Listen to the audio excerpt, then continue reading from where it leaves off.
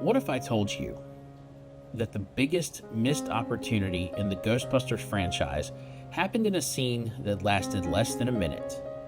Not Vigo the Carpathian, not emotional slime, not even the Statue of Liberty walking through Manhattan. I'm talking about something that happened in the very first Ghostbusters movie and was never mentioned again. Now, obviously, this could never happen today. We've had Ghostbusters II, Afterlife, and Frozen Empire. The timeline is set in stone. But today, I want to ask a simple what if? What if Ghostbusters 2 had been a direct continuation of the first movie's biggest supernatural consequence? Let's go back to 1984. Gozer is preparing to enter our world. But before that can happen, two people must fulfill an ancient ritual. Dana Barrett becomes possessed by Zuul, the gatekeeper. Louis Tully becomes possessed by Vinz Clortho, the keymaster. Egon immediately recognizes the danger. These two should never be allowed anywhere near one another. Unfortunately, the EPA has other plans. Walter Peck, no relation, shuts down the containment grid. Every ghost in New York escapes, the Ghostbusters are arrested.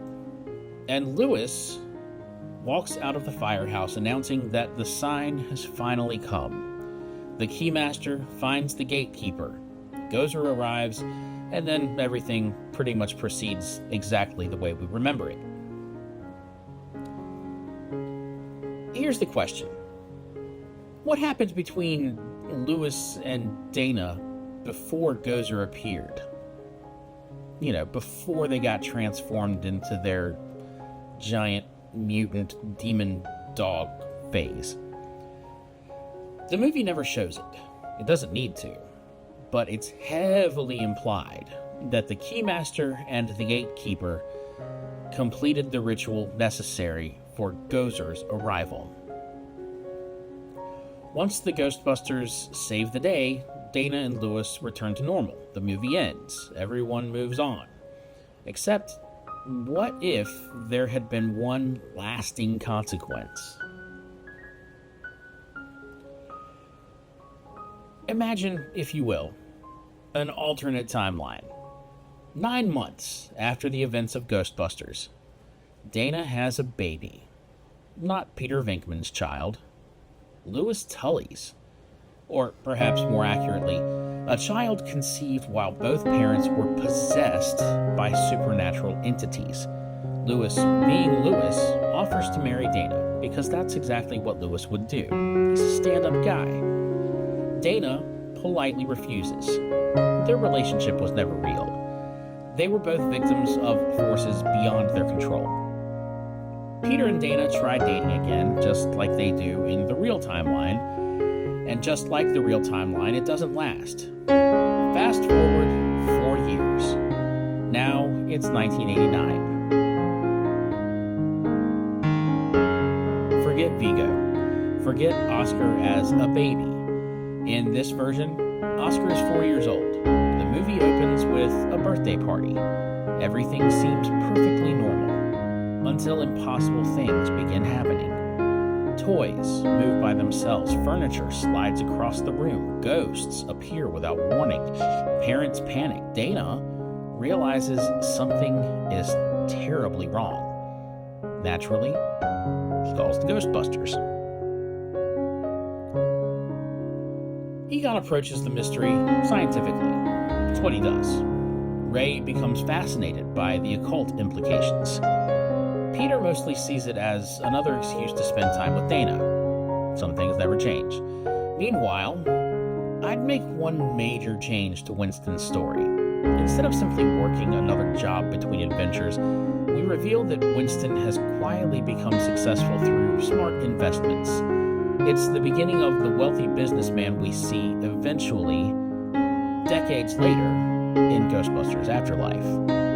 This time, Winston finances the Ghostbusters himself. No bankruptcy, no children's birthday parties, no struggling to keep the lights on. They're back in business. Eventually, the Ghostbusters make a shocking discovery. Oscar isn't attracting paranormal activity. He's creating it. His unusual birth left him with a supernatural connection unlike anything they've ever encountered. As he's grown older, those powers have begun manifesting. And honestly, what would happen if you gave unlimited supernatural abilities to a 4-year-old? Chaos. Complete, adorable, terrifying chaos. The Ghostbusters uncover ancient texts revealing something horrifying. Oscar wasn't simply an unintended consequence. He was the backup plan. The child of the gatekeeper and keymaster possesses exactly the qualities needed for Gozer to return permanently. Oscar isn't possessed. He's the perfect vessel. That transforms the story completely. Instead of protecting a child from an outside evil, the Ghostbusters must save a child from the evil already inside him. Not because Oscar is bad, because he never had a choice. The climax practically writes itself. Gozer's followers attempt to awaken Oscar's hidden heritage. Reality begins tearing apart. Ghosts flood New York once again. The Ghostbusters face their biggest challenge yet. Not defeating a monster, but saving a little boy. The victory doesn't come from destroying Oscar.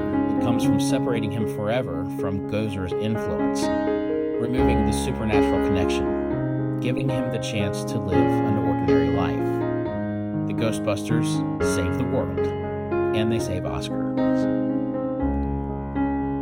Would this have been a better movie than the Ghostbusters 2 we actually received?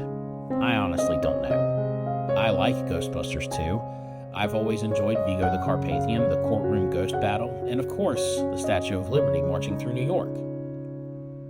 But I also think this alternate sequel would have done something interesting.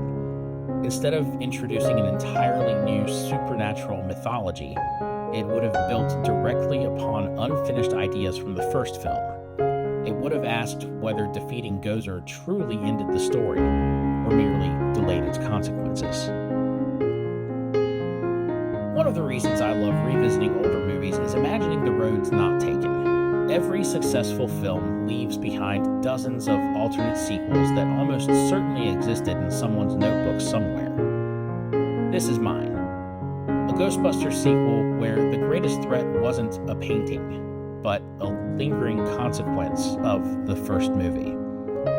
Would audiences in 1989 have embraced it? Would it have become a classic? There's no way to know.